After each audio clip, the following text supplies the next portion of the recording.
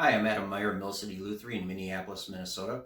And in this video, I'm going to show not a full electronics install, but it's the Fishman Fluence Telecaster set, the Koch Gristle-Tone pickup set.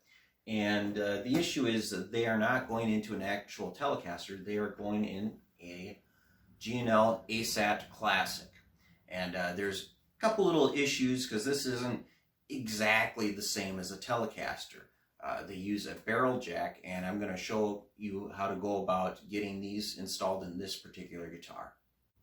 Okay, Fishman Fluence Telecaster kit. Everything about it is basically pretty straightforward. You know, you hook up your pickups just the same as always. This here fits inside. You're just soldering to the switch. Really nothing unique about it, except for this guitar, we've got a little problem here getting Fishman's jack installed. So I'm going to show you in the next photo here the problem.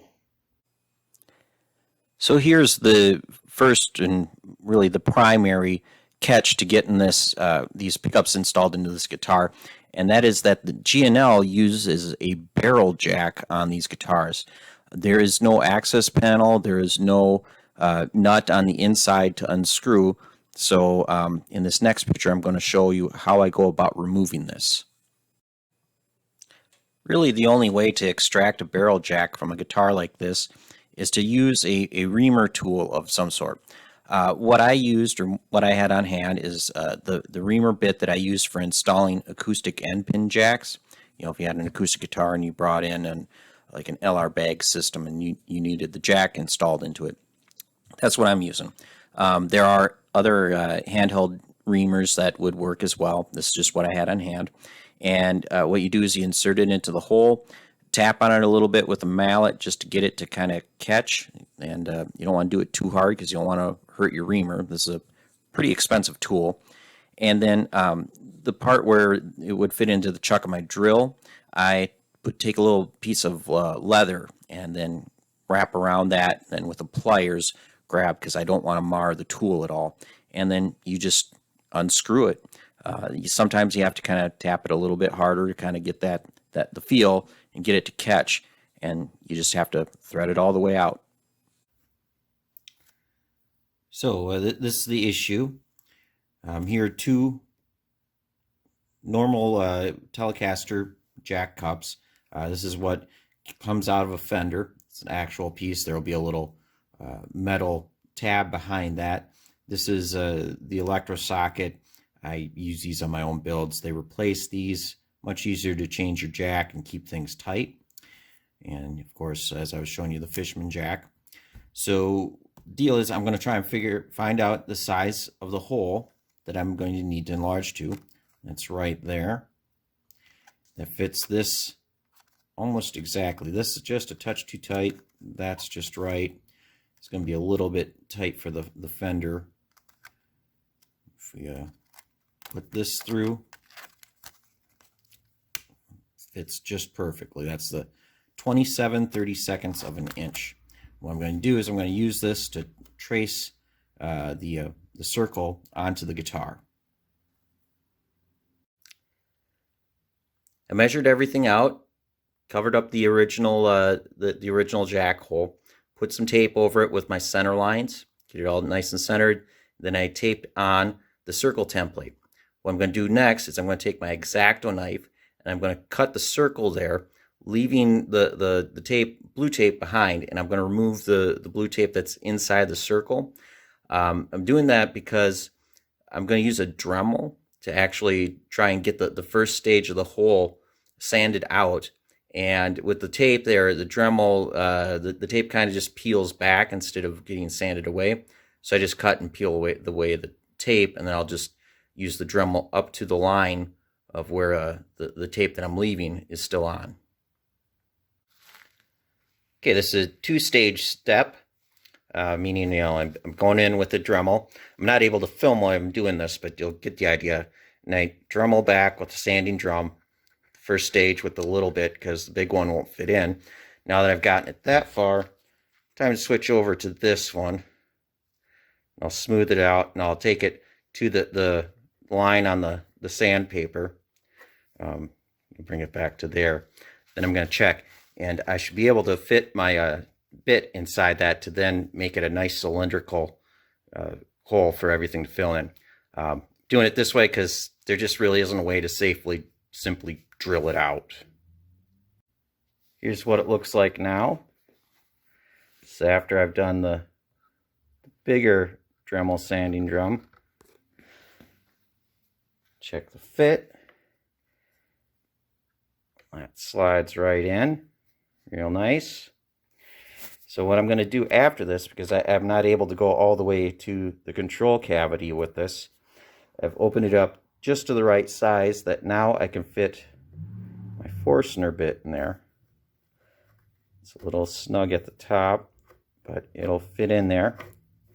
And I can basically just kind of like ream out the middle of the hole to the body cavity, the control pocket cavity down here. This way there's no damage to the finish at all. It's just the safest way to do it. Some people would try to keep going up and up in drill bit size. I don't like doing that because there's too much chance of the finish getting pulled out from the guitar because of the spiral flutes on the drill bit. It's just how I like to do it because I know I'm going to come out with a good result. So, maybe takes a little bit more time, and it's working out just fine. Here it is. Got it all fit perfectly. Slides right in. Wires feed all the way through. And that's kind of the other reason why I use the Forstner bit, since it drills a flat bottom hole. There was no blowout inside the guitar. I'm talking about having chips come out here. Just a little bit of finish got rubbed away when the bit came through is all. Otherwise, this is pretty good. Okay, here's a little detail on these Fishman pickups in particular. With your standard Telecaster, this is not going to be an issue, but since we're switching to the Fluence pickups, this one's the Fishman, this is the G&L pickup. On a Telecaster, you need to ground the strings to the rest of the electronics, and typically that's done with mounting your pickup to the ashtray style bridge. And what happens is you have a little jumper wire here that gets soldered to the pickup's ground. So that way you don't have to run an extra wire through the guitar body. Stratocasters have it soldered to their trem claw, and then there's a little hole that goes into the control cavity. A Les Paul has it. It's usually kind of pinched down in the where you put the bushing for one of the tailpiece posts. On your Fluence pickup here, they do not ground the base plate at all. See right here is your ground wire. There's nothing connecting this. So you need to make sure that you use this extra wire they provide with the pickups. I'm going to strip this back, and I'll probably just have it kind of kinked over the route and have the bridge kind of clamped down on it, and then solder the other end to the controls in the cavity. That is the reason why that wire doesn't exist on this, is because you're already soldering this to ground, and then this base plate gets attached to the bridge, and that completes the circuit.